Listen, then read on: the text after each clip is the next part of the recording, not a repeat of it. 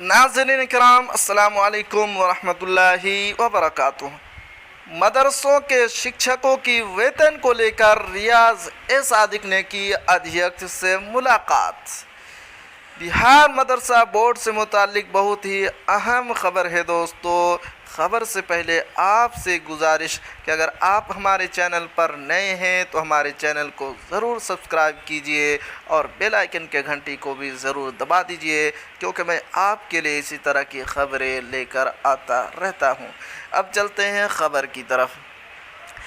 Delhi public school Sadikpur के अध्यक्ष एवं बिहार राज्य मदरसा शिक्षक संघ प्रदेश अध्यक्ष रियाज ए सादिक ने उप निदेशक माध्यमिक शिक्षा बिहार एवं बिहार राज्य मदरसा शिक्षा बोर्ड पटना के नए अध्यक्ष अब्दुलसलाम अंसारी से उनके कार्यालय में मुलाकात की, शिक्षा से जुड़े मुद्दों पर बात की एवं शिक्षकों के हित में अपना पक्ष अध्यक्ष के समक्ष रखा। बिहार मदरसा शिक्षा बोर्ड पटना की तरफ से 2459+1 मदरसा के शिक्षकों का वेतन रुका हुआ है। उनके वेतन को प्रक्रिया में ले जाने को उन्होंने बोला और 609 का वेतन मामला रखा।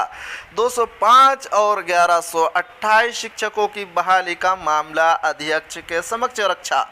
अध्यक्ष ने यकीन दिलाया कि शिक्षकों के हित में जो फैसला लेना होगा मैं लूँगा, आवश्यक जल्द से जल्द कर दूँगा। सारे मामलात को सोमवार को देखकर हल करने की पूरी कोशिश रहेगी। रियाज ए सादिक ने बताया कि अध्यक्ष बहुत ही नेक दिल और ईमानदार इंसान है।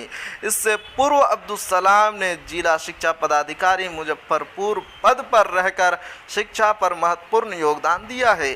साथ में दिल्ली पब्लिक स्कूल सादिकपुर रैयाम दरभंगा के निर्देशक इंजीनियर नियाज ए सादिक भी मौजूद थे।